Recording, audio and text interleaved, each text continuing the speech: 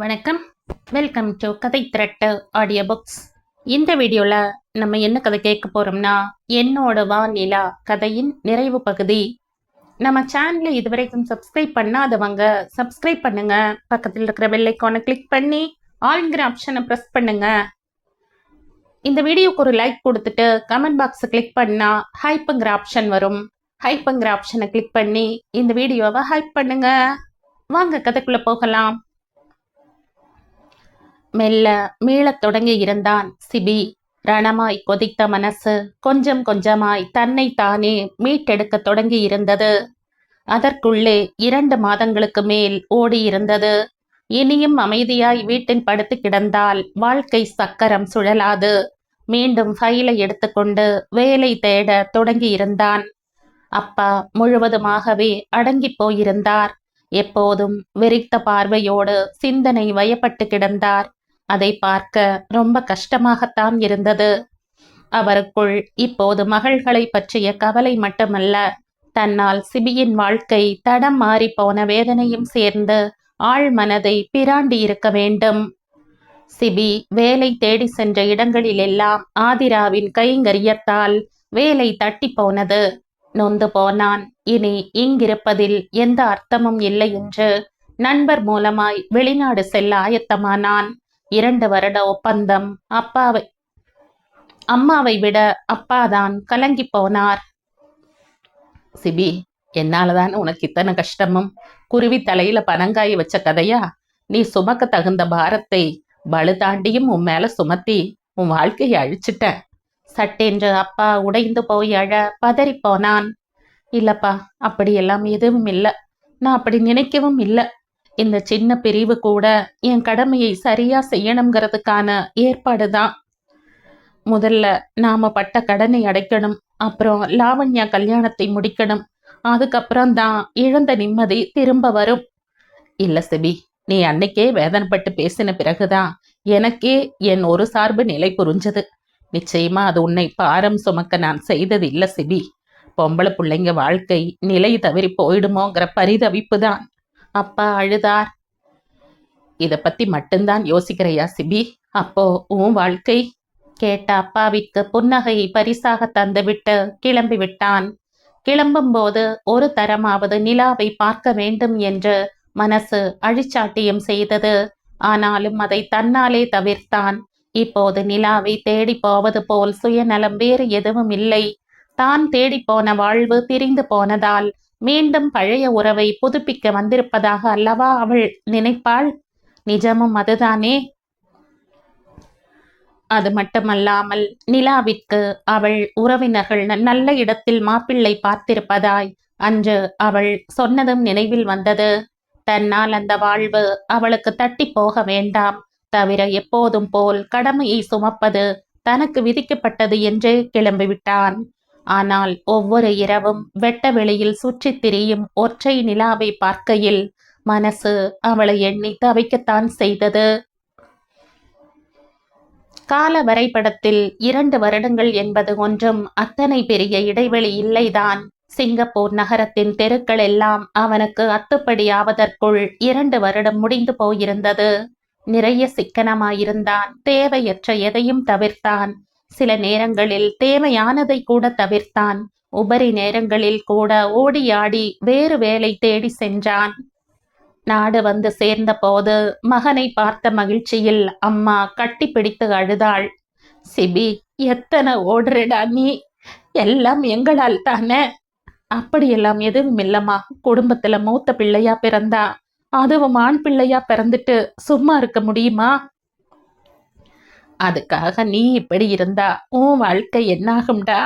லதா குழந்தையோடு வரும்போது ஒரு பக்கம் சந்தோஷப்பட்டாலும் இன்னொரு பக்கம் வேதனைப்படுறதை தவிர்க்க முடியல. 2 பேருக்கும் ஒரே நேரத்துல கல்யாணம் ஆனது. நீ இப்படி சன்னியாசி மாதிரி நிக்கிறையே. அம்மா, அதெல்லாம் ஏன் நினைவுபடுத்திக்கிட்டு? முதல்ல இந்த தொகையை பிரபாகர் சார்கிட்ட கொண்டு போய் கொடுக்கணும். அப்பதான் என் சுமை குறையும். சொல்லிவிட்டு எழுந்து போன அவன் இன்னும் அவளுக்குள் வேதனையை கொண்டு வந்து நிறுத்தினான். அந்த வீட்டிற்குள் மீண்டும் அடியெடுத்து வைத்த போது மனசு பழைய நினைவுகளை கொண்டு வந்து கண்முன் நிறுத்தாட்டியது. காலவளையம் பல விஷயங்களை கடக்க வைத்திருந்ததுதான். ஆனாலும் நினைவுகள் நீர்த்து போவதில்லை. முதலில் அலுவலகம்தான் சென்றான். ஆனால் அங்கு கேள்விப்பட்ட விஷயங்கள் அத்தனை உவப்பானதாக இல்லை. பிரபாகர் அலுவலகம் வருவதே இல்லை. இவன் வேலையை விட்டு போன சில நாட்கள் ஆதிராவின் நேரடி கண்காணிப்பில்தான் அலுவலகம் இயங்கி வந்திருக்கின்றது. ஒரு சில நாட்களிலேயே அவளும் தன் பொறுப்புகளை உதறிவிட்டு போய்விட்டாள். மேனேஜரின் கண்காணிப்பில்தான் இப்போது நிர்வாகம் இருப்பதாக சொன்னார்கள். வருத்தமாகத்தான் இருந்தது. இந்த நிறுவனத்தின் வளர்ச்சிக்காக அவனும் எத்தனையோ செய்திருக்கிறான். இன்று அது பொலி விழுந்து கிடந்தது. வேதனைதான். வீட்டிற்கு போனான். கண்ணம்மாதான் கதவு திறந்தாள். அனிச்சையாய் அவள் முகம் மலர்ந்தது. நல்லா இருக்கேன் கண்ணம்மா, நீ எப்படி இருக்க? அவள் தலையசைப்பை ஏற்றுக்கொண்டு உள்ளே போனான். பிரபாகரை பார்த்தபோது மனசு உடைந்துதான் போனது. நிறைய உருக்குலைந்திருந்தார். வெகு நாட்களாக அறைக்குள்ளேயே முடங்கி கிடப்பார் போல் தோன்றியது. இவன் குரலை கேட்டதும் கண்களில் கோடி வெளிச்சம். சிபி, வா வா, எப்படி இருக்க? கைகள் இவனை நோக்கி தன்னால் நீண்டது.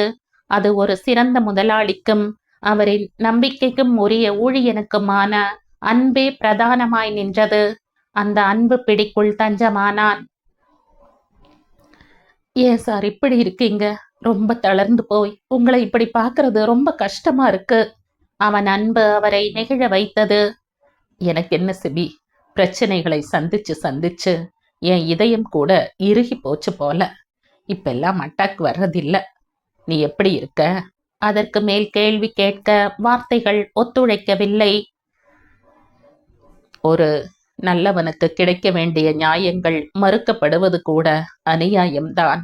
அதற்கு தானும் ஒரு காரணமாகிவிட்டோம் என்று அவர் மனம் கூசியது. இருக்க சார், சிங்கப்பூர் போயிட்ட 2 வருஷம். மனசும் சூழலும் கொஞ்சம் ஈதப்படட்டும்னு தான் எல்லாமே என்றவன் கொண்டு வந்த காசை டேபிளில் எடுத்து வைத்தான். அவர் அதையே வெறித்து பார்த்தார். என்ன சிபி இதெல்லாம்? பணம் சார். நீங்கள் அத்தா கல்யாண சமயத்துல செய்த உதவி சார். அது இதுக்கும் கூடவா குறைவான்னு எனக்கு தெரியாது. ஆனா இந்த 2 வருஷத்துல என்னால சேகரம் செய்ய முடிஞ்ச தொகை இது. 7 லட்சம் இருக்கு. இதை மனப்பூர்வமா எடுத்துக்கங்க. அந்த கல்யாணத்துல நீ இழந்த நிம்மதியை திருப்பி கேட்டா நான் எங்கிருந்து தருவேன் சிபி என்றார். நான் தழதழக்க. இழப்பு இரு தரப்பிற்கும் தான் சார். அதுல ஒரு சாரார் மட்டும் இழந்ததா சொல்லிக்கிறதுல அர்த்தம் இல்ல. நீங்க மறந்திருக்க மாட்டீங்க. நாம் ஒரு தரம் புதுசா ஒரு மெட்டீரியலை கண்டுபிடிச்ச மார்க்கெட்டுக்கு அனுப்பினோம். அத்தனை நம்பிக்கை வச்சோம் அந்த ப்ராடக்ட் நமக்கு நல்ல பலனை தரும்னு. ஆனா போன மறுவாரமே மொத்த பூஜ்ஜியமா அது திரும்பி வந்துடுச்சு. அதை வச்சு நமக்கு தொழில் அனுபவம் இல்லைன்னு சொல்லிட முடியுமா? அந்த நிமிஷம் நான் பண்ண பிளான் வெற்றி ஆகல. அவ்வளவுதான். வேற என்ன சொல்றது? அது மாதிரி தான் இதுவும். அன்னைக்கு நாம இந்த அன்பை உறவா மாத்த மேற்கொண்ட முயற்சிகள் வெற்றி ஆகல. தெள்ள தெளிவாக பேசினான். எப்போதும் அவன் தெளிவானவன்தான். அதுதான் அவரை அந்த முடிவையை எடுக்க வைத்தது. இந்த பணத்தை நீயே எடுத்துட்டு போயிடு சிபி. உனக்கு இன்னொரு தங்கையும் இருக்கு. அது கல்யாணத்துக்கு இது உதவும். இல்ல சார், அது நியாயம் இல்ல. நான் இதை கடனா நினைச்சு திருப்பி தரல. உங்களுக்கு தெரியும், எனக்கு உரிமை இல்லாத பொருள் அது சின்னதோ பெருசோ நான் கையாலும் தீண்ட மாட்டேன்னு. என் மரியாதைக்கான பரிசோதனை களம் சாரிது. நீங்க மறுபடியும் தெளிவாகி பிசினஸை கவனிக்கணும். அதுதான் என் ஆசை. சொல்லிவிட்டு விடை பெற்று நகர்ந்தவன் லேசாய் தயங்கினான். திரும்பி பார்த்தான். அவருடைய பார்வை இவன் முதுகையே உறுத்தியது. ஆதிரா எப்படி இருக்கா சார்? அவர் ஆழ்ந்த பெருமூச்செறிந்தார். மாடியை கை காட்டினார். போய் பார்க்கலாமா? ஒரு நொடி யோசித்தான். நிச்சயமாய் அந்த காலகட்டத்தில் அவள் மீது கோபமும் கட்டுக்கடங்காத ஆத்திரமும் இருந்தது உண்மைதான். ஆனால் காலம் எல்லாவற்றையும் அதன் போக்கில் ஆற்றியிருந்தது. இந்த நிமிஷம் அவள் எதுவும் இல்லை அவனுக்குள். தயக்கமாய் மாடிப்படிகளில் ஏறி அவளுடைய அறைக்குள் போனான். திறந்துதான் இருந்தது. ஆதிரா கட்டிலில் தாறுமாறாக கிடந்தாள். அவள் பக்கத்தில் கிடந்த சமாச்சாரங்கள் அவள் மிதமிஞ்சிய போதையில் இருக்கிறாள் என்று சொல்லாமல் சொன்னது. இவன் வந்ததையோ அங்கு ஒரு ஆள் நிற்பதையோ கூட அறிய மாட்டாமல் அவள் கிடந்தாள். விரும்பினாலும் விரும்பாவிட்டாலும் நினைவுகளை கட்டி நிறுத்தத்தான் இயலவில்லை. வீடு திரும்பும் வழி நெடுக ஆதிராவின் அந்த கோலம்தான் சிபியை ஆட்கொண்டிருந்தது. மனசு கொண்ட உணர்வுக்கு என்ன பெயர் என்று தெரியவில்லை. வீட்டிற்கு வந்தவனுக்கு அதை விடவும் அதிர்ச்சி காத்திருந்தது. நிலா இவனுக்காக காத்து கொண்டிருந்தாள். கண்கள் விரிந்து முகம் முழுக்க வியாபித்தது. நிலா என்றான் தடுமாற்றமாக. அதே புன்னகை, இத்தனை வருடமாகியும் துளி மாசு மறைவில்லாத புன்னகை. எப்படி இருக்க நிலா? இங்க எப்படி? வார்த்தை வார்த்தையாய் இருந்தாலும் அவன் கட்டுப்பாட்டையும் மீறி அவள் கழுத்தை ஆராய்ந்து திரும்பிய கண்களை அவனால் கட்டுப்படுத்தத்தான் இயலவில்லை. அவனும் மனிதன்தானே, ஆசாபாசங்களில் கரைந்து போக காத்திருந்த காதலன்தானே. எதையும் யூகிக்க இயலவில்லை அவனால். நீங்க வந்திருக்கிறதா கேள்விப்பட்ட சிபி, அதான் ஓடி வந்த என்றாள். அப்பா என்ன சொல்வாரோ என்று உள்ளே தயக்கமாய் பார்த்தான். அவர் எதையும் கண்டு கொள்ளாமல் டிவியில் மூழ்கியிருந்தார். உன் வீட்ல எல்லாரும் எப்படி இருக்காங்க நிலா என்றான் வலிய வார்த்தைகளை தேடி. அவள் குறும்பாய் பார்த்தாள். இருக்காங்க. மாமாவுக்கு கைதான் கொஞ்சம் பிரச்சனையா இருக்கு. அதையும் சரி பண்ண எல்லா வகையிலும் முயற்சி செய்துட்டு இருக்கோம். மற்றபடி எல்லாரும் நல்லா இருக்காங்க என்றாள் அதே புன்னகையோடு. அவன் மனசு விரக்தியில் உழன்றது. ஓ என்றான். அந்த ஒற்றை வார்த்தையிலேயே அவன் உடைந்திருப்பது தெரிந்தது. ஆனால் நிலா திடமாகத்தான் இருந்தாள். அந்த அழகும் நேர்த்தியும் துளி கூட குறையவில்லை. சம்பிரதாய விசாரிப்புகளுக்கு பிறகு அவள் கிளம்பிவிட்டாள். வழி அனுப்ப வாசல் வரைக்கும் வந்தான். கேட்கவும் பேசவும் 1000 விஷயங்கள் இருந்தாலும் எதற்குமே மனம் கனியவில்லை. நான் வரட்டுமா சிபி? நிலா தயக்கமாய் அழைத்தான். நின்று திரும்பி பார்த்தாள். உன் ஹஸ்பண்ட் எப்படி இருக்காரு? என்ன செய்யறாருன்னு சொல்லவே இல்லையே. அவன் பார்வை அவளை வலுக்கட்டாயமாக தவிர்த்தது. அவனையே ஒரு கணம் ஊன்றி பார்த்தாள். என்ன பண்றாருன்னு நீங்க தான் சொல்லணும். எப்படி இருக்காருன்னு கண்ணாடி பாருங்க, அப்ப தெரியும் சொல்லிவிட்டு அவள் விடு விடுவென நடந்து வெளியேற அவள் கூற்றில் இருந்த விஷயத்தை அவன் உணரவே வெகு நேரமானது. உணர்ந்த பிறகு அவன் அவனாயில்லை. வெகு நீண்ட இடைவெளிக்கு பிறகு அந்த மாலை மட்டில்லா சுகத்தை கொண்டு வந்திருந்தது சிபியின் வாழ்க்கையில். அதுவும் ஒரு நீண்ட காத்திருப்பிற்கு பிறகு கிடைக்கிற அங்கீகாரத்துக்கும் ஒரு நீண்ட போராட்டத்திற்கு பிறகும் கிடைக்கிற சுதந்திரத்திற்கும் இருக்கிற ஆனந்தம் வார்த்தைகளில் சிக்குண்டு கொள்ளாதது. அவளை நெருங்கி அமர்ந்து கையோடு கை சேர்த்திருந்தான். காதல், கல்யாணம் என்று கடந்து போன எதுவும் இப்போது அவர்கள் நினைவில் இல்லை. நிலா, இதெல்லாம் நிஜமா? என்னால நம்ப முடியல. இதெல்லாம் என் வாழ்க்கையில திரும்ப நடக்கிறதுன்னு என்னால யோசிக்க கூட முடியல. அவளை நெருங்கி அமர்ந்து கைகளை பற்றி கொண்டான். செல்லமாய் முறைத்தாள். என்ன சார் இப்படி தொட்டெல்லாம் பேசுறீங்க? முதல்ல எல்லாம் இப்படி இல்லையே. அவள் கேட்க இன்னும் இன்னும் அவன் நெருங்கி அமர்ந்தான்.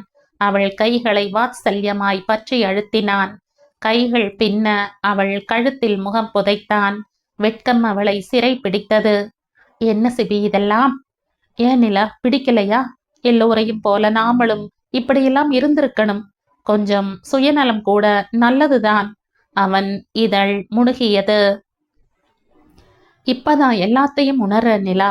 தொலைந்த சொர்க்கம் மறுபடி கிடைச்சா மனசுக்குள்ள ஒரு சந்தோஷம் படருமே, அதுதான் இப்ப என் மனசுல இருக்கு. உன்னை மறுபடியும் தொலைக்காம மனசுக்குள்ள இருக்கிக்க சொல்லுது. அவள் தோளில் ஆதரவாய் சாய்ந்து கொண்டான். அவள் நிறைவாய் அமர்ந்திருந்தாள். எப்படி நிலா, எனக்காக காத்திருந்த? உனக்கு கல்யாணம்னு சொன்னியே? சொன்னந்தான். என் சொந்தக்காரங்க வற்புறுத்துறதாத்தான் சொன்னேன். நான் சரின்னு சொன்னேன்னா சொன்னேன். ஆனா அதுக்குள்ள உங்க அப்பா என்னை தேடி வந்தாரு. நடந்த எல்லாத்துக்கும் தான் காரணம்னு சொல்லி நீங்க வர வரைக்கும் உங்களுக்காக காத்திருக்க சொன்னாரு. ஆனா இது எல்லாத்தையும் தாண்டி யார் வற்புறுத்தி இருந்தாலும் நான் உங்களை கடந்து வேற வாழ்க்கையை அமைச்சுக்க மாட்ட சிபி. அவள் கைகளை இன்னும் இறுக்கிக் கொண்டான். நிஜமான அன்புதான் எத்தனை அலைக்கழித்தாலும் அவர்களை இணைத்து வைத்திருந்தது. இது எல்லாவற்றையும் மீறி அப்பாவின் அன்பு அவனை நெகிழ வைத்தது. வீட்டிற்கு திரும்பியவன் அப்பாவின் மடி கவிழ்ந்து அழுதான். அவர் வறண்டு போன தன் கைகளால் அவன் தலையை வாஞ்சையாக தடவினார். ரொம்ப தப்பா நினைச்சிட்டப்பா உங்களை. எனக்கு உயிர் தந்த நீங்க தான் மறுபடியும் எனக்கு வாழ்க்கையும் தந்திருக்கீங்க.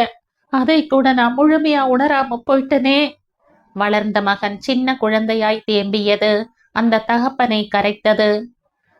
சிபி, நான் எந்த காலகட்டத்திலும் உன்னை வெறும் சுமையை தாங்கிய நினைக்கல. ஆனா ஏன் சூழ்நிலை நான் வெளிப்படுத்தினது எல்லாம் தப்பாத்தான் போனது. உடல் அடங்கி போன நிலையிலையும் நீயும் கையை விட்டு போயிட்டா என் பொண்ணுங்க நிலைமை என்னாகும்னு தான் நினைச்சேன். ஆனா அந்த சுயநலத்துல இன்னொரு பொண்ணுடைய வாழ்க்கையை எந்த ஆதாரமும் இல்லாம அழிச்சது அப்புறம் எனக்கு புரிஞ்சது. என் தவறுகளை நான் தானே சரி செய்ய முடியும். இப்போது அந்த தந்தை வானளவிற்கு உயர்ந்து நின்றார். அவன் பார்வையில் சரியோ தவறோ அதை சரியான நேரத்தில் திருத்திக் கொள்ளும் திடம் உண்மையில் ஆக சிறந்தது. அப்பா, மனசுக்குள்ள எனக்காகவும் சேர்த்து நீங்க என்னை சுமக்கும் போது எனக்கு என்ன கவலை இருக்க போகுது? இன்னும் நாட்களை தள்ளி போடாம நீ நிலாவை கல்யாணம் பண்ணிக்கிடும் சிபி. ஆதரவு எதுவும் இல்லாமல் நிக்கிற அந்த பெண்ணை இத்தனை நாள் நாம காக்க வச்சதே தப்பு. நீ சரின்னு சொல்லு, நான் உடனடியா கல்யாணத்துக்கான ஏற்பாட்டை செய்கிறேன் என்ற அப்பாவை தவிப்புடன் பார்த்தான். இல்லப்பா, இப்ப வேண்டாம். இன்னும் கொஞ்ச நாள் எனக்கு அவகாசம் வேணும். எதுக்கு சிபி? இப்பயே காலம் ரொம்ப விரயமாகிடுச்சு. இன்னும் எதுக்கு தாமதிக்க சொல்ற? இது விரயம்னு ஒண்ணும் இல்லப்பா. சரியானதுக்கான ஒரு முழு வாழ்க்கையும் விரயம் செய்யலாம். அதுதான் என் வாழ்நாள் எல்லாம் விற்பனை செய்யாமல் வீணாக்கி கொண்டு இருப்பதாய் சொல்பவர்கள் பைத்தியக்காரர்கள் அப்படின்னு கலீல் ஜிப்ரான் சொல்லலையா? இருக்கு இன்னும் சில கடமைகள். அதையும் முடிச்சிட்டு முழு மனசோட வர. அப்பா அவனுடைய கன்னம் தட்டினார். ஆனாலும் அவன் எதற்காக திருமணத்தை தள்ளி போடுகிறான் என்று மனசு தவிக்காமல் இல்லை. பெங்களூர் மையத்திற்கு பிரபாகருடன் சிபி வந்து சேர்ந்த போது மாலை மங்கத் தொடங்கி இருந்தது. ஏற்கனவே சிபி அவர்களிடம் பேசித்தான் முடித்திருந்தான். நீங்க எதுக்கும் கவலைப்பட்டுக்க வேண்டாம் சிபி. நிச்சயம் எத்தனை மோசமா பாதிக்கப்பட்டவங்களா ஆனாலும் இந்த சூழலில் இருந்து எப்படியும் மீட்டெடுக்க முடியும் என்றவர் அந்த மையத்தை சுற்றி காண்பிக்க இவர்களை அழைத்து போனார். பசுமையும் அமைதியும் அங்கே ஒரு சேர குடிகொண்டிருந்தன. ஆண்களுக்கும் தனியாக ஒரு பகுதியும் பெண்களுக்கான பகுதியும் அங்கே இருந்தது. அந்த சூழ்நிலையே அவர்களை மாற்றும் என்ற நம்பிக்கை பிறந்தது. முதல் 15 நாளிலேயே உங்களுக்கு நல்ல மாற்றம் தென்படும். அதுக்கு பிறகு பாருங்க எங்க மையத்து மீதான உங்கள் பார்வையை. இங்க ஆண்கள் அளவுக்கு பெண்களும் வந்து சேர்ந்திருக்காங்களாங்க சார் என்றான் சுற்றும் முற்றும் திரும்பி பார்த்து கொண்டு. அவர் மென்மையாக சிரித்தார். இந்த கேள்வி சரியானதா இருந்தாலும் நிரம்ப வலியானது. நம்ம நாட்டில தான் இருக்கோமான்னு மனசு நிரம்ப வருத்தப்படுது. ஆணுக்கு பெண் சமம்னு பெண்கள் இது மாதிரியான விஷயங்களில் காட்டிட்டு இருக்காங்களோன்னு தோணுது. ஆனாலும் இந்த மாயை சீக்கிரம் மறையும். நாம இப்போ காப்பாற்ற வேண்டியது நம்ம பண்பாட்டையும் சேர்த்துத்தான். இருவரும் அவருடைய கூற்றை ஆமோதித்து தலையசைத்தார்கள். வெளியில் வந்தபோது பிரபாகரின் கண்கள் கண்ணீரில் பொங்கியது. சிபி, ரொம்ப சந்தோஷமா இருக்கு. இன்னொரு பக்கம் ரொம்ப குற்ற உணர்வாகவும் இருக்கு. உனக்கு இத்தனை வேதனைகளையும் அவமானங்களையும் தந்த ஆதிராவை மீட்டு வர இவ்வளவு சிரமம் நீ படுறையேன்னு நினைக்கும் போது ரொம்ப குற்ற உணர்வா இருக்கு. அவன் கைகளை பற்றி தழுதழுத்தார். இது ஒரு மனுஷன் சக மனுஷனுக்கு செய்தே ஆக வேண்டிய விஷயம் சார். இதுல நண்பர் எதிரின்னு எதுவும் இல்ல. நீங்க ஆதிராவை அழைச்சிட்டு நாளைக்கே வந்துடுங்க. உங்களுக்கு என்ன உதவினாலும் என்னை கூப்பிடுங்க சார். கூடவே நின்று எல்லா உதவிகளையும் செய்து கொடுத்தான். உண்மையில் இந்த அளவிற்கு ஆதிரா மாறி போவாள் என்று பிரபாகர் கூட எதிர்பார்க்கவில்லைதான். அவளுடைய இந்த மாற்றத்திற்கு ஏதோ வகையில் தன் வளர்ப்பு காரணம் என்றுதான் பிரபாகருக்கு வருத்தமாயிருந்தது. மாற்ற இயலவில்லை. முதலில் அடம் பிடித்தாள்தான். ஆனால் பிரபாகர் எப்படியோ சமாதானம் செய்து அழைத்து வந்திருந்தார். முதல் 3 நாட்கள் உடன் இருந்தார். பிறகு அந்த சூழ்நிலையில் ஆதிராவிற்கு ஒரு பிடிப்பு வர அங்கிருந்து கிளம்பி வந்தார். ஒரு நீண்ட இடைவெளிக்கு பிறகு மனசு லேசாய் புத்துணர்வாய் இருந்தது. அலுவலகம் வந்தபோது மனது நடுங்கியது. அத்தனை பெரிய நிறுவனத்தை ஸ்தாபிக்க அவர் பட்ட கஷ்டங்கள் எல்லாம் நொடியில் விலகி ஓடியிருக்க மீண்டும் மனசுக்குள் குப்பென உற்சாகமாக இருந்தது. அவருக்கு பழைய சந்தோஷங்களை மீட்டு எடுக்க நித்தமும் சிபி சில மணி நேரங்களை அங்கே செலவழித்து விட்டு போனான். சிபி, நீ மறுபடியும் இங்கேயே வந்து ஜாயின் பண்ணிடலாமே. எனக்கும் இப்ப இருக்கிற மனநிலையில நீ பக்கத்துல இருந்தா ரொம்ப ஆறுதலா இருக்கும். அவர் தந்த அழைப்பை புன்னகையில் மறுத்தான். ஒரு மாத முடிவில் அவனே பெங்களூர் வந்திருந்தான். ஆதிராவை பார்க்க. நிறையவே மாறியிருந்தாள். அன்று வலுக்கட்டாயமாய் இவன் வாழ்க்கையில் இருந்து வெளியேறி போன ஆதிராவா இது? நம்ப முடியவில்லை. கண்கள் ஒளியை தொலைத்திருந்தன. ஆனால் உள் மனசில் இந்த துன்பத்தில் இருந்தெல்லாம் அவள் மீண்டு வரத்தான் பிரியப்படுகிறாள் என்று தோன்றியது. அதனால் எந்த எதிர்ப்பும் காட்டாமல் சிகிச்சைக்கு ஒத்துழைப்பு தந்து கொண்டிருந்தாள். ஆதிரா, எப்படி இருக்க என்றான் அன்பாக. குடிலை ஒட்டிய சின்ன மலையை உறுத்து பார்த்து கொண்டு அமைதியாக நின்றாள். உன்னை பார்க்கத்தான் இத்தனை தூரம் வந்திருக்கேன். நீ எல்லா கெட்ட விஷயங்களையும் கடந்து நல்லதை நோக்கி நகரணும். அதுதான் என்னோட ஆசை என்றான் அவன். ஆச்சரியமாய் நிமிர்ந்து பார்த்தாள். இத்தனை நடந்த பிறகு முன்னால் எப்படி இப்படி பேச முடிகிறது என்பது போல் இருந்தது அந்த பார்வை. எனக்கு யாரும் எதிரி இல்லை ஆதிரா. ஒருவேளை உங்கிட்ட நான் அன்னைக்கு கொஞ்சம் மூர்க்கமா நடந்திருந்தா அது அந்த நிமிஷத்திய கோபமே தவிர வேற எதுவும் இல்லை. அவரவர் நியாயம் அவரவர்க்கு. ஆதிரா, உனக்கு சரின்னு தோணினத நீ செஞ்சிருக்க. அது தப்புன்னு தெரிஞ்ச பிறகாவது நீ மாத்த முயற்சி செய்யணும் இல்லையா? இப்போ எதை பத்தியும் நீ யோசிக்க வேண்டாம். மீண்டு வா. அதுக்கு பிறகு உனக்கு பிடிச்ச மாதிரி ஒரு வாழ்க்கையை நியாயமான வழியில் அமைச்சுக்க சொல்லிவிட்டு எழுந்து போனவனை கண் இமைக்காமல் பார்த்து கொண்டே இருந்தாள். லேசான பெருமூச்சு வந்தது. வாழ்க்கையை தன்னை சுற்றித்தானே பின்ன வைத்திருந்த மாய வலை அவளை எத்தனை சீரழித்து இருக்கிறது என்று. இதுதான் வாழ்க்கை என்று அவள் யோசிக்க எதுவுமே இல்லை. வாழ்க்கை ஒரு ஆணை எத்தனை இழிவுபடுத்த முடியுமோ அத்தனையும் செய்தும் அவன் இத்தனை இதமாக இருக்கிறான் என்றால் அவனிடம் முழுமையான அன்பை காட்டியிருந்தால் எப்படி இருந்திருப்பான்? முதன்முறையாக தான் செய்த தப்பு அவளுக்கு உரைத்தது. செண்பகராமன் மாமா மனைவியோடு அவளை பார்க்க வந்திருந்தார். இவளுடைய சின்ன முன்னேற்றமே அவர்களுக்கு பெரும் மகிழ்வை தந்திருந்தது. ஆதிரா, உன்னை இப்படி பார்க்கும்போது மனசு அத்தனை சந்தோஷமா இருக்கு. நீ தெளிவாகவும் அமைதியாகவும் மாறமாட்டியான்னு நாங்கெல்லாம் எத்தனை ஆசைப்பட்டு இருப்போம். இருளை விளக்க வந்த சின்ன தீப்பொறி மாதிரி மறுபடியும் உன் வாழ்க்கையில ஒளியத்தை வந்திருக்கான் சிபி. தப்பி போறதுல தப்பில்ல. அதை சரியான நேரத்துல இனம் கண்டு மறுபடியும் சரி செய்யணும். நான் சொல்றது புரியுதா ஆதிரா? மாமா வாஞ்சையாய் தலை வருட ஆதிரா புரிந்தும் புரியாமலும் அமர்ந்திருந்தாள். ஆதிரா, எப்பவும் தண்டிக்க ஒரு நிமிட கோபம் போதும். ஆனா மன்னிக்க ஆயுசுக்குமான பொறுமை வேணும். அதுல தனக்கு நிகரானவன் யாரும் இல்லைன்னு நிரூபிச்சிருக்கான் சிபி. இப்போது கூட நீ அவனை புரிஞ்சுக்காம இழந்துடாத. இதுதான் என்னுடைய அட்வைஸ். மாமா சொன்ன போதுதான் மெல்ல மெல்ல அவள் மனசை சூழ்ந்து இருந்த பனிப்படலம் விலகத் தொடங்கி இருந்தது. தன் வாழ்க்கையில் எல்லாவற்றையும் புதுப்பித்து கொள்ள இறைவன் மறு வாய்ப்பு தந்திருப்பதாகத்தான் தோன்றியது அவளுக்குமே கூட. 3 மாதங்கள் என்பது பெரிய இடைவெளி இல்லைதான். ஆதிரா நிறையவே தேறி வந்திருந்தாள். அவளுடைய பழக்கத்தோடு அவளின் எண்ணங்களும் நிறையவே மாறத் தொடங்கி இருந்தது. சிபியும் அவளை 3-4 முறை வந்து பார்த்துவிட்டு போனான். அவனுடைய வார்த்தைகள் சொல்லில் அடங்கா ஆறுதலாக இருந்தது. அவனுடைய அக்கறை நித்தமும் தேவையாக இருந்தது. அவன் வர தாமதமானாலே மனசு அவனுடைய வரவிற்காக காத்திருக்க தொடங்கியது. அதெல்லாம் அவளுடைய வாழ்க்கையில் புதுசு. உனக்கு 6 பேக்னா என்னன்னு தெரியுமா? பர்சனாலிட்டி பத்தி கேள்வியாவது பட்டிருக்கியா? இந்த லோக்கல் சோப்பை தவிர நீ நல்ல பிராண்ட்ஸ் விற்கிற விஷயமாவது உனக்கு தெரியுமா?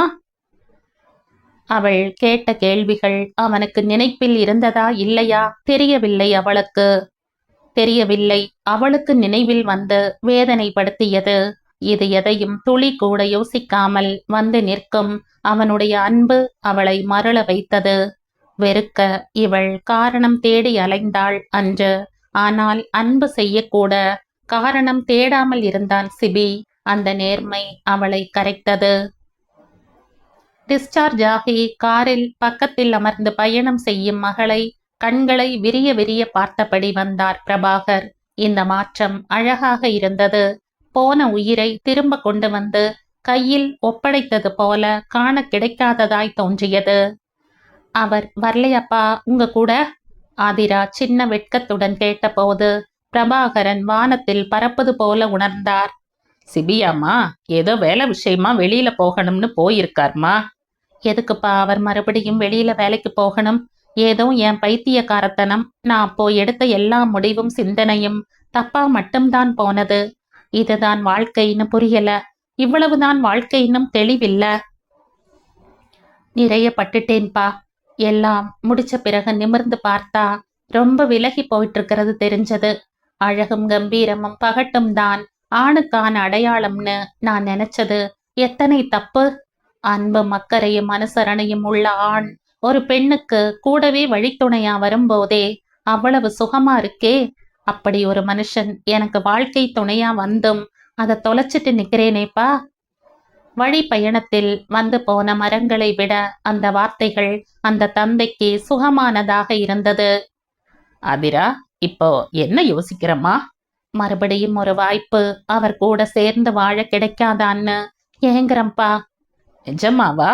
அவர் கண்கள் அகல விரித்தார். அதில் கண்ணீரும் கோர்த்து இருந்தது. அவள் தலை தாழ்ந்து அமர்ந்திருந்தாள். பிரபாகரின் மனது நிறைந்திருந்தது. ஒரு தந்தையாய் அவருக்கு இதற்கு மேல் என்ன வேண்டும்? தன்னுடைய மகள் நிறைவாய் வாழ்வதை காணுகின்ற அவருக்கு வாழ்க்கையில் நிறைவும் சொர்க்கமும் காண்பதை விட தன்னுடைய மகள் நிறைவாய் வாழ்வதை காண்பதை விட அவர்களுக்கு வாழ்க்கையில் நிறைவும் சொர்க்கமும் என்ன இருக்கப் போகிறது? பல நேரங்களில் தான் ஆதிராவின் வாழ்க்கைக்கு நியாயம் செய்யவில்லை என்ற கவலை அவரை வருத்தும். ஆனால் தான் செய்த நியாயம் அவளை சென்று சேரத்தான் கால தாமதமாக இருக்கிறது என்று இப்போது அறிந்தபோது மனம் வானத்தில் சிறகு விரித்தது. என்றைக்குமே சிபி அவருடைய அற்புதமான ஊழியன், சிறந்த மனிதன். அவரின் வார்த்தைகளை அவன் நிராகரிக்கவே மாட்டான் என்பது அவரும் அறிவார். சந்தோஷமாக இருந்தது சிபிக்கு. மும்பையில் அவனுக்கு வேலை கிடைத்திருந்தது. அவனுடைய சிங்கப்பூர் அனுபவம்தான் இத்தனை பெரிய வேலையை அவனுக்கு வாங்கி தந்திருந்தது. இது தவிர சிங்கப்பூரில் இருந்தும் திரும்ப இவனை வேலைக்கு அழைத்து மின் அஞ்சல் அனுப்பியிருந்தார்கள். ஆனால் அப்பா இவனை சிங்கப்பூர் அனுப்ப மறுத்துவிட்டார். இன்னும் பணத்திற்கு பின்னாக ஓடுகின்ற வாழ்க்கை வேண்டாம் என்று விட்டார்.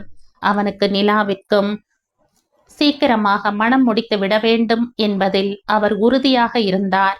மும்பையே செல்வதாக இருந்தாலும் நிலாவை திருமணம் முடித்து அவளை அழைத்து கொண்டு செல்ல வேண்டும் என்பதில் உறுதியாக நின்றார்கள் இருவரும்.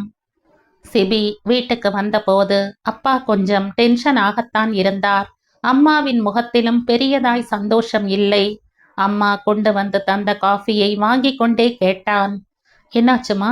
எதுவும் பிரச்சனையா? அப்பா ஏன் கோபமா இருக்காரு என்றான். ஏற இறங்க பார்த்த அம்மா பதில் சொல்லாமல் உள்ளே போனாள். இப்போது அவர்களுடைய டென்ஷன் அவனையும் பற்றி கொண்டது. என்னாச்சுப்பா? ஏதாவது பிரச்சனையா? ஏசிபி, இதுவரைக்கும் நீ எங்ககிட்ட எதையும் மறைச்சதில்லை தானே? அப்படித்தான் இதுவரைக்கும் நாங்க நம்பிக்கிட்டு இருக்கோம். அது வெறும் நம்பிக்கை இல்லப்பா, அதுதான் நிஜம் கூட. ஆனா இப்போ உன் பழைய முதலாளி அப்படி சொல்லவா, இல்ல உன் பழைய மாமனார்னு சொல்லவா? எப்படி சொன்னா நீ ரசிப்பியோ அப்படியே எடுத்துக்க. அவர் வந்து சொல்றார், உனக்கு மறுபடியும் அவர் பெண்ணை கல்யாணம் பண்ணி தரணும்னு. அதுக்கும் உன்னோட சம்மதமும் இருக்குன்னு சொன்னார். இதை நான் என்னன்னு சொல்ல? அவன் சுரீர் என்று நிமிர்ந்து பார்த்தான். கண்களை அழுந்த மூடி திறந்தான். அது வந்துப்பா, பெருசா சொல்ல வேண்டிய விஷயம் இல்லைன்னு நினைச்சேன். மத்தபடி எதுவும் இல்லப்பா. அவன் பதில் திருப்தி தராததால் அவர் அமைதியாக இருந்தார். அருகில் வந்தவன் அசையாத அவரின் வல கையை எடுத்து மடி மீது வைத்து கொண்டான். அப்பா, நான் எதுவும் தப்பா செய்யலப்பா. நீங்க என்னை அப்படி வளர்க்கவும் இல்லை. எனக்கும் பிரபாகர் சார் மேல நிறைய மரியாதை இருக்கு. அதே நேரம் இங்க வந்ததும் அவர் ஆபீஸ் போனப்ப அங்கே இருந்த நிலையை பார்த்து நான் மனசு ஒடுங்கி போனேன். அந்த பிசினஸை இத்தனை வளர்க்க பிரபாகர் சார் எத்தனை உழைச்சார்னு எனக்கு தெரியும். அப்படிப்பட்ட பிசினஸை அவர் கண் முன்னாலேயே அழிஞ்சு போறது அத்தனை வலியான விஷயம். ஒரு சக மனுஷனா அந்த குடும்பத்துக்கு நான் செய்ய வேண்டிய கடமையைத்தான் செஞ்சேன். அழுத்தத்துல இருந்த ஆதிராவை அவருக்கு மீட்டு கையில கொடுத்த. இதை தவிர எனக்கு எந்த பந்தமும் இல்லப்பா. சொன்ன மகனை இமை அசைக்காமல் பார்த்தார். அவன் கண்களில் வழிந்த நேர்மை அவருக்கு பெருமையாக இருந்தது. சிபி, அவர் இங்க வந்த நேரம் நிலாவும் இங்கதான் இருந்தா. அவர் பேசினதை கேட்டதும் நாங்களே இத்தனை ஒடிஞ்சு போய் நின்னோம். அவளை பத்தி யோசிச்சு பாரு. ரொம்ப நொடிஞ்சு போயிட்டாப்பா. அதான் நாங்களும் மனசு விட்டு போயிட்டோம். இத்தனை அலைக்கழிப்புக்கு பிறகு நிலை வந்து சேர்வோம்னு அவ காத்து நிற்கையில மறுபடியும் புயல் வீசினா அந்த பொண்ணோட மனசை யோசிச்சு பாரு. அவன் தலையசைத்தான். நிஜத்தில் அந்த க்ஷணமே அவளை பார்க்க மனது பரிதவித்தது. உலகத்திலேயே பெரிய துரோகம் புழுவை காட்டி மீனை பிடிக்கிறதுலதான் ஆரம்பமாகுதுன்னு நான் படிச்சிருக்கேன். அப்படித்தான் இருந்தது பிரபாகர் பேச்சு. லாவண்யா கல்யாணத்தை ஜாம்னு நடத்தலாம்னு சொல்றார். அதுக்காக உன் வாழ்க்கையை மறுபடியும் பணையம் வைக்கணுமா? சொல்லு. எல்லாம் போதும் சிபி. இனியும் அல்லாட யாரும் தயாரா இல்ல. அப்பாவின் அங்கலாய்ப்பை ரசித்தபடி எழுந்து சட்டையை மாட்டினான். எங்க போற சிபி? பிரபாகர் சார் வீட்டுக்கு. எதுக்குப்பா, அதுவும் இந்நேரத்துல? மனோகரி கவலையாக கேட்டாள். வந்து சொல்றம்மா. அவன் பதிலில் பெரியவர்கள் இருவரும் விக்கித்து நின்றார்கள். வெகு நீண்ட இடைவெளிக்கு பிறகு அப்பாவும் பெண்ணும் ஒன்றாக சாப்பிட அமர்ந்திருந்தார்கள். அந்த நேரத்தில் அங்கே வந்து நின்ற சிபியை பார்த்து அவர்கள் முகத்தில் ஒரு அலாதியான புன்முறுவல் பூத்தது. வா சிபி, என்ன இந்நேரத்துல? வாங்க, முதல்ல சாப்பிடலாம். பிரபாகர் அழைத்தார். அன்பாய் மறுத்துவிட்டு காத்திருந்தான். விரைவில் உணவை முடித்து கொண்டு இருவரும் அருகில் வந்தார்கள். சொல்லுங்க சிபி. பிரபாகர் அவன் பதிலுக்காக அவன் முகத்தையே கூராய்ந்தார். மடக்கி வைத்திருந்த வெள்ளை காகிதத்தை நீட்டினான். பிரித்து பார்த்தவர் புருவம் சுருக்கினார். மும்பைக்கு இப்போ போக வேண்டிய அவசியம் என்ன சிபி? நல்ல வேலை சார். உங்களுக்கே தெரியும் அது எவ்வளவு பெரிய நிறுவனம்னு. இது ஒரு நல்ல வாய்ப்பா அமையும் சார் எனக்கு. ஆனா அதுக்கு இப்ப என்ன அவசியம் வந்துச்சு சிபி? நான் எல்லாத்தையும் உங்ககிட்ட ஒப்படைச்சிட்டு நிம்மதியா ஓய்வெடுக்கலாம்னு நினைக்கிறேன். உங்க அன்புக்கு ரொம்ப நன்றி சார். ஆனா அதுக்கு நான் தகுதி இல்லாதவன். அவன் அமைதியாக சொன்னான். அவர் ஒரு நொடி அவன் முகத்தை பார்த்தார். அருகில் அமர்ந்து இவர்களின் வார்த்தைகளை உறுத்து கொண்டிருந்த ஆதிராவையும் பார்த்தார். நான் நேரடியாவே கேட்கிறேன் சிபி. நடந்ததெல்லாம் மறந்துடுங்க. எத்தனையோ அலை கழிஞ்ச ஆதிராவும் இப்பதான் நிலைக்கு வந்திருக்கா. அவளை ஏத்துக்கிட்டு உங்களுடைய புது வாழ்க்கையை ஆரம்பிங்க. இது பத்தி உங்க அப்பா கிட்ட பேசிட்டு தான் வந்திருக்கேன். இங்க இருக்கிற எல்லாமே உங்களுக்குத்தான். உங்க இன்னொரு தங்கை கல்யாணத்தை பத்தியோ மத்த எதை பத்தியுமே நீங்க கவலைப்பட வேண்டாம். உங்க அப்பா அம்மா அவங்கள இங்கேயே அழைச்சிட்டு வந்துடலாம். இனி சந்தோஷத்தை தவிர நம்முடைய வாழ்க்கையில எதுவும் இருக்கக்கூடாது. கண்டிப்பா சார். அதையே தான் நானும் சொல்றேன். போதும் கஷ்டமெல்லாம். இனி எல்லாம் சுகம்தான். நீங்களும் மனம் மாறி இருக்கிற ஆதிராவுக்கு அவங்க விருப்பப்படியான துணையை அமைச்சு கொடுங்க. கண்டிப்பா இந்த முறை எந்த குறையும் அவங்களுக்கு இருக்காது என்றான் மென்மையாக சிரித்து. சிபி, மன்னிச்சிடுங்க சார். நான் செய்த உதவிகள் எல்லாம் என் மதிப்பிற்குரிய முதலாளி என் மேல வச்ச அளப்பரிய அன்புக்கானது. என்னை எத்தனை உயர்வா அவர் நினைச்சிருந்தா என்னை தன் மருமகன் ஆக்கி இருப்பாரு. அப்படிப்பட்ட முதலாளியும் அவர் பொண்ணும் ஒரு இக்கட்டான மனநிலையில் இருக்கும்போது அவங்களை அப்படியே விட்டுட்டு போற அளவுக்கு நான் சுயநலவாதி இல்ல. அதனாலதான் என்னாலான முயற்சிகளை செஞ்சு உங்களையும் ஆதிராவையும் நான் மீட்டெடுத்தேன். அதுல எனக்கு அத்தனை திருப்தி. ஆனா அதுக்கு பின்னாடி எந்த உள்நோக்கமும் இல்ல. ஏன் சிபி, எனக்கு ஒன்னும் புரியல. அவ உன்னை ஏத்துக்குவாளா இல்லையான்னு தெரியாத நாள்ல நான் சொன்னதும் இந்த கல்யாணத்தை ஏத்துக்கிட்ட. இன்னைக்கு அவ உன் மேல கட்டு கடங்காத அன்பா இருக்கா. இப்ப நான் கொடுக்கற அழைப்பை ஏத்துக்க மாட்டேங்கிறியே, அதை என்ன சொல்ல? ஒரு சின்ன கையெழுத்து ஒரு பந்தத்தை பிரிச்சு போடுமா? அதுவும் எனக்கு புரியல. பிரபாகர் வேதனையாய் கேட்டார். அவன் எழுந்து ஆதிராவின் முன் நின்றான். அவள் தலை தாழ்ந்து அமர்ந்திருந்தாள். கண்களில் நீர் கோர்த்திருந்தது. ஆதிரா, நீ மாறிட்டேனா அதுக்காக சந்தோஷப்படுற முதல் ஆள் நான் தான்.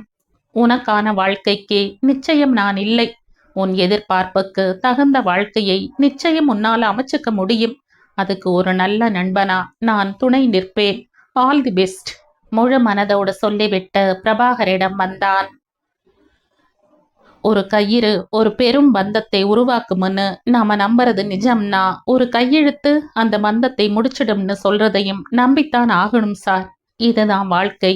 உங்க நல்ல மனசுக்கு எல்லாம் நல்லதா நடக்கும் என்றான் ஆத்மார்த்தமாக. இதற்கு மேலும் அவனை வற்புறுத்தும் துணிவு அவர்களுக்கு இல்லை. ஒரு நிமிஷம். ஆதிராவின் குரல் அவன் முதுகில் மோதியது. நின்று திரும்பி பார்த்தான். எழுந்து வந்தாள். அவன் முகத்தையே பார்த்தாள். ஐம் சாரி, உங்களை படுத்தின கஷ்டத்துக்கெல்லாம். All the best. நிமிர்ந்து நின்று கை நீட்டினாள். அவன் கைகளை பற்றி குலுக்கினாள். அதுதான் கம்பீரமான ஆதிரா. அவளின் அந்த தெளிவை ரசித்தபடி வெளியில் வந்தான். இருண்டிருந்த வானில் அவனின் ஒற்றை நிலா அவனுக்கு வழி துணையாய் வந்து விளக்கேற்றியது. டிரைவினில் காத்திருந்த ஆதிராவுக்கு சிபியின் அழைப்பு கொஞ்சம் வித்தியாசமாகவும் பதட்டமாகவும் கூட இருந்தது. நேற்று இரவு வந்து அவ்வளவு தெளிவாய் பேசிவிட்டு போனவன் இன்று மறுபடியும் எதற்கு அழைத்திருக்கிறான்? நிஜத்தில் அவனுடைய நிராகரிப்பு அவளுக்கு ஏமாற்றமாய்த்தான் இருந்தது.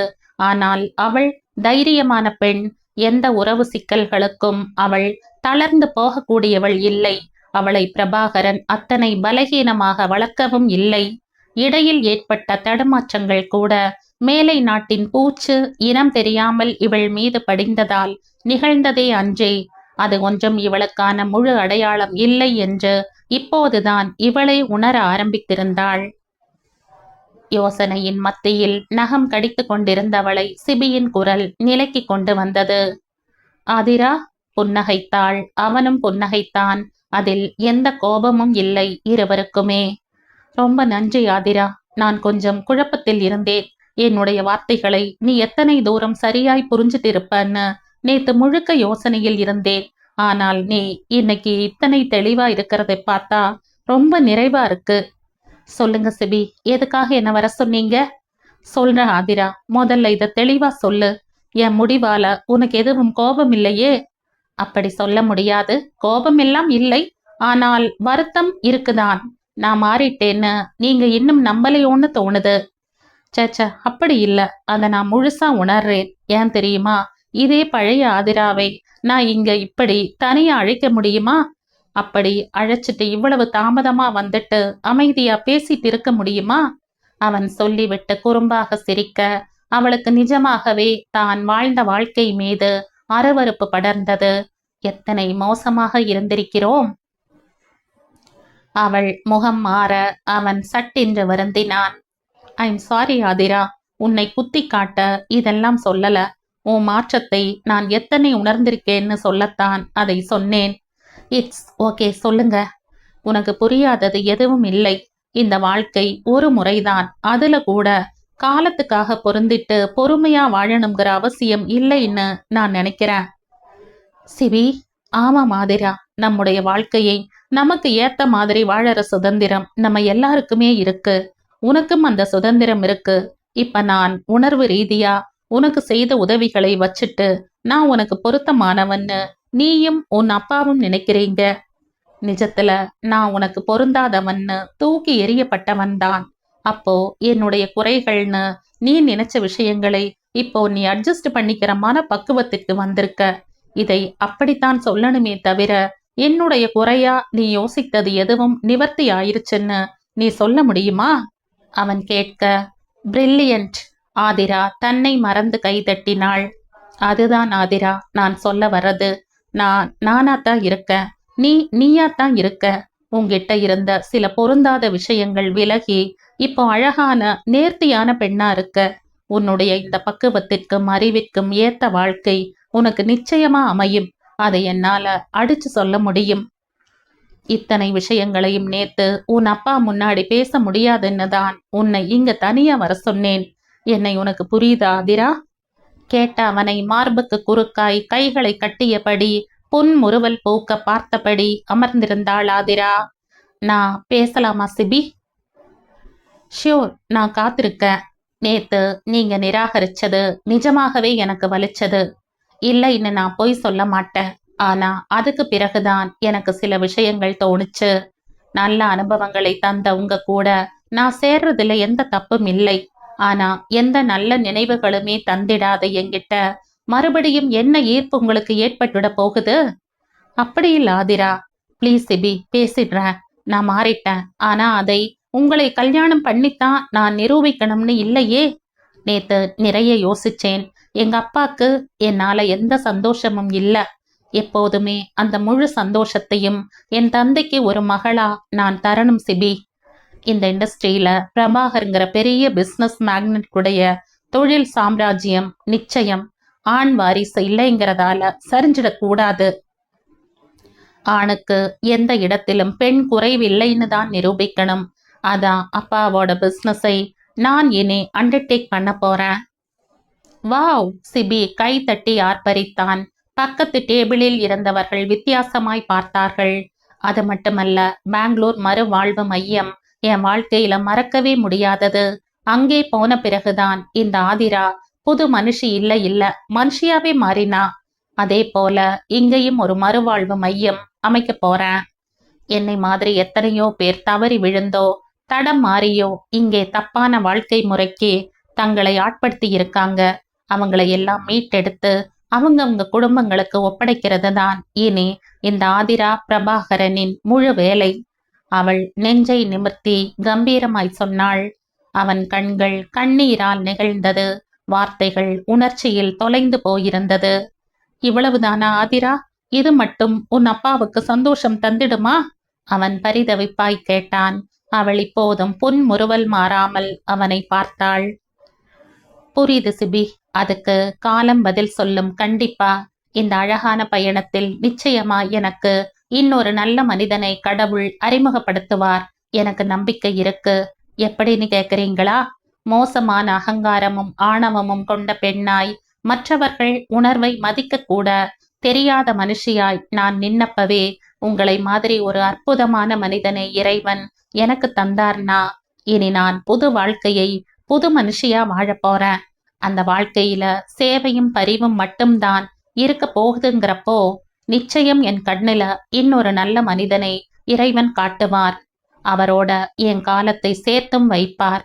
I am sure. மாறாத உறுதியாக சொன்னாள். அவளின் தெளிவும் நம்பிக்கையும் சிபிக்கே உண்மையான சந்தோஷமாக இருந்தது. நிச்சயம் நடக்கும் என்று அவன் மனதும் உறுதியாக நம்பியது. நன்றி ஆதிரா.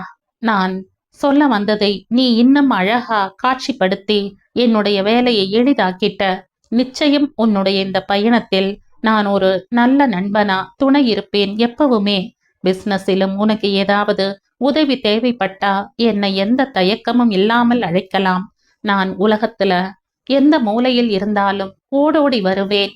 எழுந்து நின்று கை நீட்டினான். அதை பற்றி குலுக்கினாள் அந்த தன்னம்பிக்கையான பெண். முகத்தில் துளி வருத்தமில்லை. சிந்திய புன்னகையில் கசப்பில்லை. உறவுகள் முடிந்து போன ஒரு புள்ளியில் அவர்களிடையே அழகான நட்பு மட்டும் பூத்திருந்தது. நிலாவின் வீட்டிற்கு போன போது மணி 10 தாண்டி இருந்தது. அடைத்திருந்த வீட்டிற்குள் விளக்கு எரிவது தெரிந்தது. கதவு தட்டி காத்திருந்தான். மேஜிக் ஹாலில் பார்த்துவிட்டு கதவு திறந்தவள் ஆச்சரியப்பட்டாள். சங்கடமும் பட்டாள். முகம் சிரித்து போயிருந்தது. அழுதிருக்கிறாள் என்று கண்கள் கட்டியம் சொன்னது. என்ன சிபி, இந்த நேரத்துல என்றாள். எந்த நேரமா இருந்தா என்ன, உள்ள கூப்பிட மாட்டியா? விலகி வழிவிட்டு உள்ளே அழைத்தாள். அவள் முகத்தையே பார்த்தான். எதுவும் பேசாமல் கை விரலை ஆராய்ந்தபடி அமர்ந்திருந்தாள். என்ன மேடம், ரொம்ப டென்ஷன்ல இருக்கீங்களோ என்றான் கேலியாக. அப்படியெல்லாம் இல்ல, எல்லாம் தெரிந்தது தானே. என்ன தெரியும் நிலா உனக்கு? பௌர்ணமிக்கு பிறகு நிலாவுக்கு வளர்ச்சி இல்லாத தேய்மானம்தான் என்றாள் சம்பந்தமே இல்லாமல். ஆனா 2 அமாவாசைக்கு பிறகு நிலாவுக்கு வளர்ச்சிதான் என்றான் அவனும் சளைக்காமல். அவள் முகத்தை திருப்பிக் கொண்டாள். அருகில் வந்தவன் அவள் முகத்தை கைகளில் ஏந்தி கொண்டான். நிலா, இனி வளர்ச்சிதான் நம்முடைய அன்பில், மலர்ச்சிதான் நம்முடைய வாழ்க்கையில் அவன் காதலாய் சொல்ல விம்மியபடி அவன் மார்பில் முகம் புதைத்தாள். இல்ல சிபி, நான் நேத்து உங்க வீட்ல இருந்த அவள் சொல் அகப்படாமல் திணற அவன் அவளை பேச விடாமல் தடுத்தான். எல்லாம் எனக்கு தெரியும். இப்ப அங்க போய் எல்லாத்தையும் பேசிட்டு தான் வரேன். ஆதிரா மேல ஒரு பழைய கணவனா எனக்கு கடமை இல்லாம இருக்கலாம். ஆனா ஒரு சக மனிதனா கடமை இருக்குல்லையா? அதையும் இன்னைக்கு நிறைவேற்றி இந்த நிமிஷம் முழு நிறைவோட வந்திருக்க. இனி ஒரு பிரிவில்லை கண்ணே என்றான் அன்பாக. ஆனா அவங்க சொன்ன மாதிரி இன்னும் லாவண்யா கல்யாணம் மிச்சம் இருக்கு சிபி நம்ம கிட்ட. அவளுக்கும் வயசாகிட்டு போகுதில்ல என்று கேட்டவளை குறும்பாய் பார்த்தான். அடேங்கப்பா, இப்பவே நாத்தனார் மேல அத்தனை அக்கறை வந்துடுச்சா?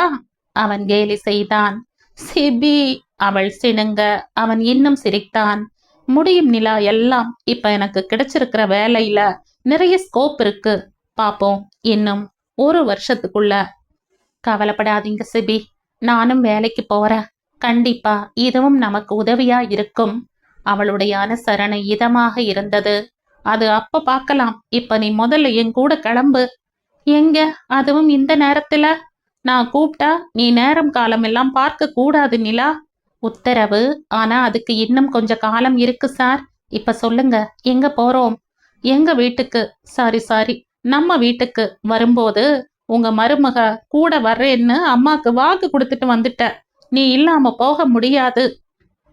அவன் சொல்ல அவள் நிறைமதி முகத்தோடு அவனோடு புறப்பட ஆயத்தமானாள். கதவை அடைத்துவிட்டு வந்தாள். அவன் வண்டியில் ஏறிக்கொள்ள வண்டி வேகம் எடுத்தது. வானத்தில் ஒரு முழுமதியும் இவன் பில்லியனில் ஒரு நிறைமதியும் ஒளி வீச உலகத்தை வென்ற ஆனந்தத்தோடு சிபி பயணத்தை தொடங்கினான்.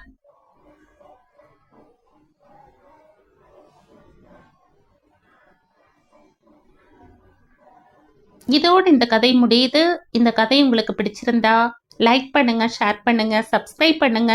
மற்றும் ஒரு இன்ட்ரெஸ்டிங்கான கதையோட அடுத்த வீடியோல சந்திப்போம். பை. தேங்க்யூ.